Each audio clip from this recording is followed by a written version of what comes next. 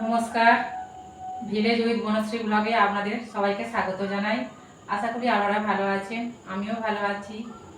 কিছুদিন আগে supreme court রায় দিয়েছিল যে প্রায় 26,000 শিক্ষকের চাকরি বাতিল হয়ে গিয়েছিল। সেই ব্যাপারেই কিছু বলতে চাই আপনাদেরকে। আবার সুপ্রিম কোর্ট দু একদিন হলো নতুন করে রায় দিয়েছে যে প্রায় 15,000 শিক্ষক যোগ্য শিক্ষক তারা তাদের চাকরি ফিরে পাবে। ভালো, ঠিক আছে, কিন্তু যে সমস্ত শিক্ষকরা চাকরি হারালো তাদের কি হবে? তাদের পরিবার তার মুখের দিকে তাকিয়ে রয়েছে। তার বাড়িতে আছে অসুস্থ মা বাবা, সবাই তার উপর সেই সেই চাকরিহারা শিক্ষকের উপর নির্ভর করে তাদের সংসার চলে। তাহলে সেই সমস্ত মানুষেরা কোথায় আজ যাবে?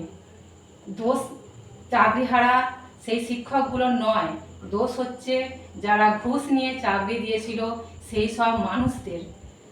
সরকার সেই সব মানুষদের জন্য কিছু একটা স্টেপ নিক, হ্যাঁ, যে তারা কেন ঘুষ নেবে। আজ তাদের জন্যে কিছু মানুষ ভোগান্তিতে ভুগছে। আগেকার দিনে শিক্ষকদের কত সম্মান ছিল, কিন্তু এখন সেই চাকরিহারা শিক্ষক যখন রাস্তায় প্রতিবাদ করতে যায় তখন পুলিশ প্রশাসন তাদের উপর অমানবিক অত্যাচার করে। তাহলে শিক্ষকদের মান সম্মান কোথায় আজ আছে? সরকার এ ব্যাপারে কিছু একটা সিদ্ধান্ত নিক। যে সমস্ত চাকরিহারা শিক্ষক রয়েছে তাদেরকে কোনো কিছু একটা কাজ দিক, নইলে তারা কোথায় যাবে? আর যারা চাকরি হারিয়েছে সেই সমস্ত শিক্ষকদেরকে বলছি, আপনারা ভেঙে পড়বেন না। কেননা আপনাদের মুখের উপর তাকিয়ে রয়েছে আপনার গোটা পরিবার। যা সিদ্ধান্ত নেবেন ঠান্ডা মাথায় নেবেন, হটকারিতা বসে কোনো কিছু ভুল সিদ্ধান্ত নেবেন না। আর আপনাদেরকে এটাই বলছি।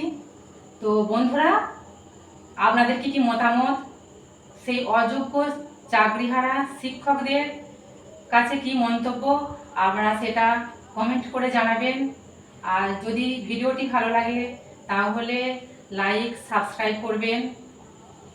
আর বন্ধুরা, তাহলে এখন আসি, আবার দেখা হবে নতুন ভিডিওতে।